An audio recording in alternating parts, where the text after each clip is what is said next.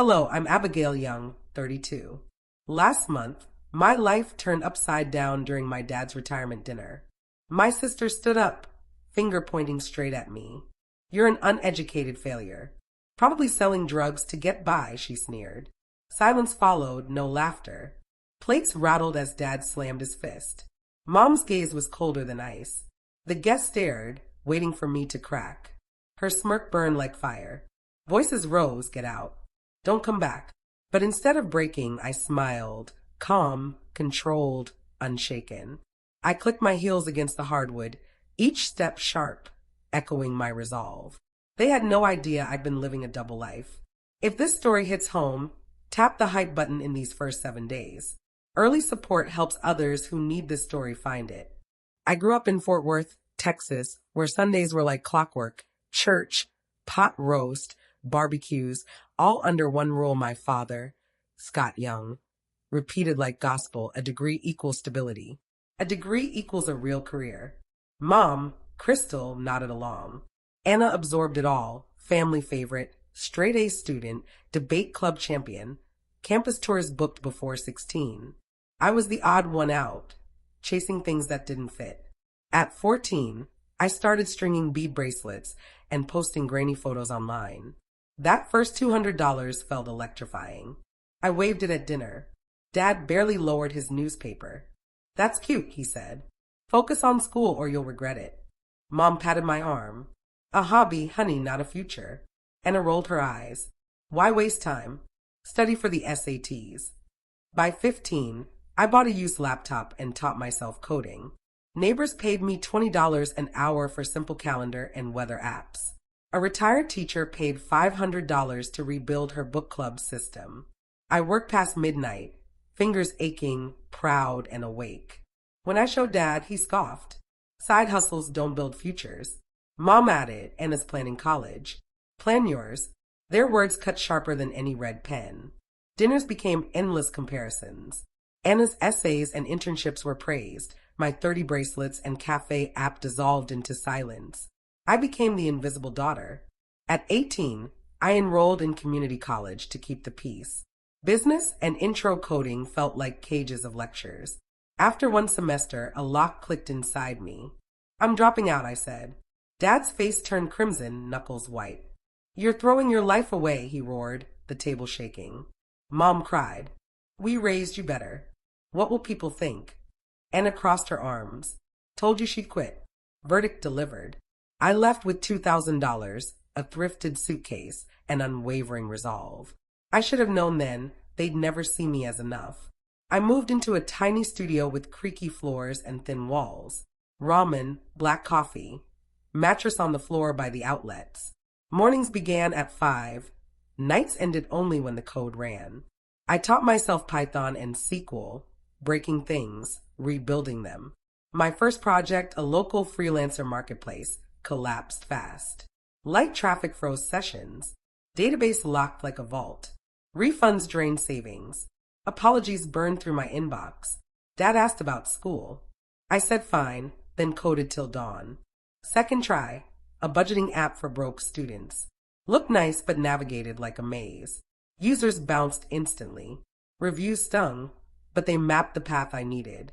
Third, an inventory tracker lost data. Trust vanished by morning. Freelance gigs kept lights on one invoice at a time. A bakery needed online ordering. I rewired their weekends. A mechanic wanted a database. I learned joins overnight on a whiteboard. I documented every mistake. Never repeat. Then a recycling center owner emailed for a custom tracker. $400 wasn't much, but it felt bigger. I scoped features, sketched screens, shipped a lean prototype. He paid on time and referred me to 2 friends. Momentum whispered, build a platform, not scattered projects. I called it Green Path, a directory of sustainable services. Search, filters, maps, simple plumbing that actually worked. 10 signups, then 20. The graph pulsed like a heartbeat. A regional eco-blogger wrote a surprise review. Overnight, downloads jumped.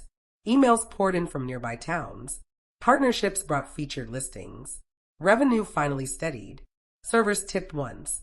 I migrated everything in 40 hours. No salary for 2 months. Contractors still got paid. Investors emailed. I archived them, keeping focus and control. By year 2, Green Path went statewide. We moved into a warehouse. I met owners myself, looked them in the eye. Promise less, deliver more. Answer before midnight every time.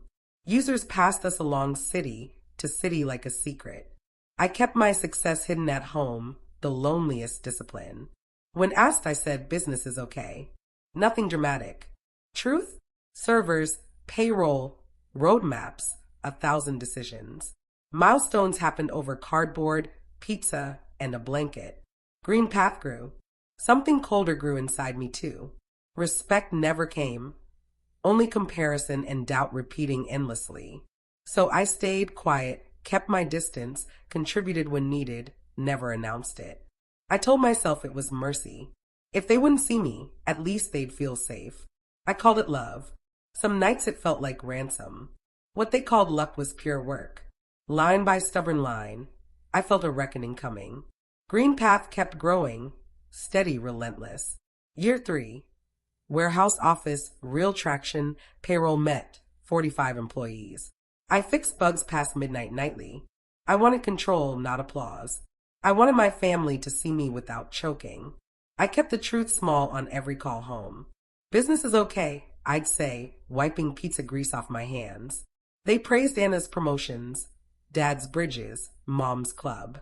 Then came the call that rewired my chest. Mom vented to a neighbor on speakerphone, unaware I was listening. Abigail does some internet thing. Lucky, hardly a real career. I stood there, server lights blinking warnings. Lucky, the word slid under my ribs and stayed. Hit home, your support this week matters. We're inside the 7-day window. Every tap counts. That night, I opened the ledger I'd kept hidden from everyone. Not the revenue. This was the family ledger, painstakingly detailed. $80,000 for Mom's chemo in 2017.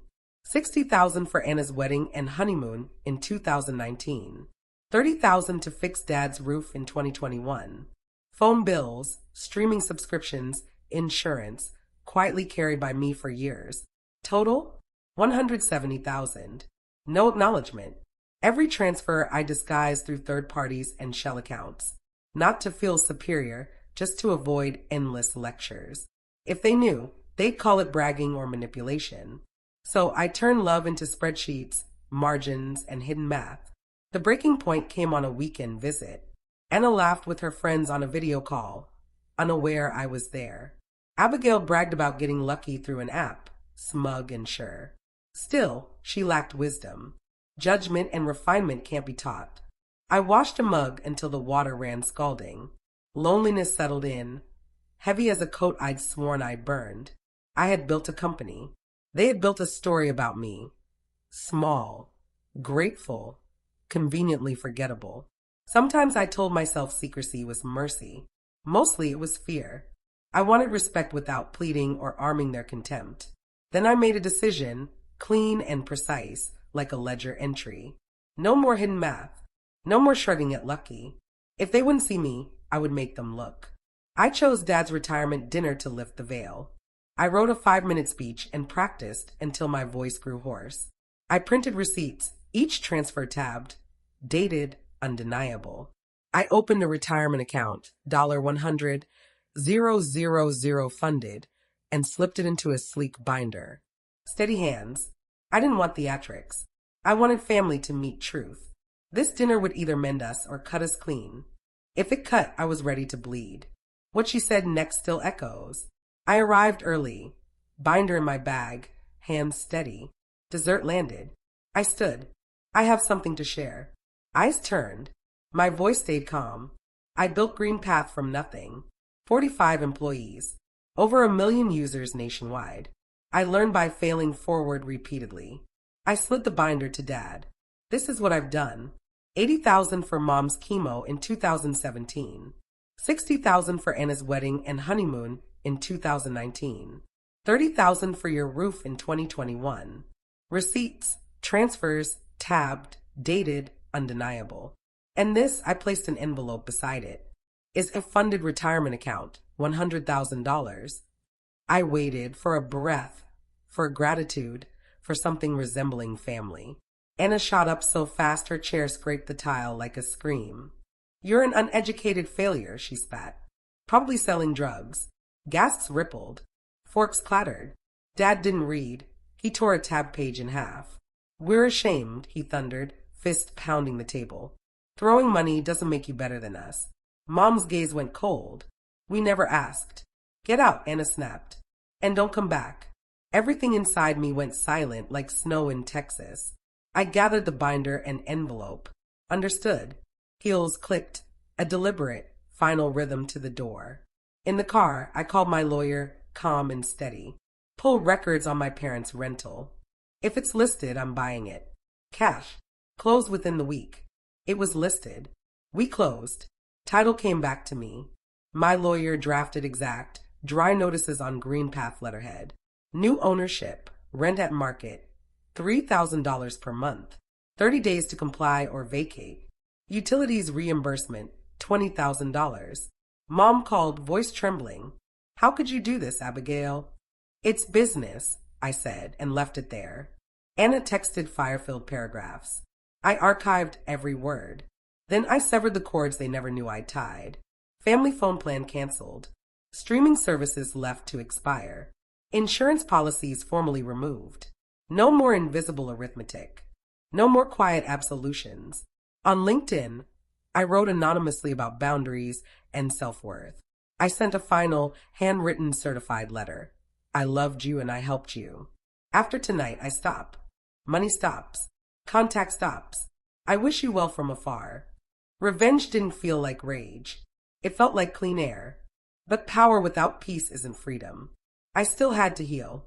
I crossed state lines with the sun behind me. Fort Worth shrank in the rear view like a rumor. In Fort Lauderdale, the ocean opened and stayed calm. Salt air-filled rooms I didn't have to defend. I set up an office facing the water and early light. Green path steady, notebooks clean, whiteboard silent. Therapy Tuesdays with Dr. Torres, patient and firm. We don't heal by winning, she said. We heal by choosing. We trace patterns, lectures, silence, praise hiding comparisons. I practiced one sentence until it fit. Boundaries first. I adopted Misty, a gray cat with careful eyes. She napped on my keyboard, indifferent to ghosts and metrics. Some relatives called, naming their silence plainly. I forgave them. The rest remained blocked. Compassion doesn't require access. Kindness doesn't demand return. House papers stored in a locked, plain drawer, not trophies, but reminders. Stories can end cleanly. Power without purpose is boring. Peace is the point. I chose peace and let distance finish the work. Each morning, I write what I needed at 16. No degree measures grit. Silence doesn't equal truth. If they erase your work, they forfeit closeness. Love without respect is debt. Collect it or cancel it. My sister called me lucky. Luck never carried chemo bills, patched roofs, or coded at 3 a.m. I did, and that will always be enough. If you're listening with tears or shaking hands, breathe. You're not dramatic for wanting respect, safety, and proof. You can leave the room and still love people. You can build elsewhere and call it home. Have you faced something like this? Share in the comments if the story resonated. Add your support before the 7-day window closes. Your encouragement helps someone feel less alone. When family chooses pride over truth, choose your future. I did. Don't forget to subscribe to my channel for more stories like this. You won't want to miss what's next.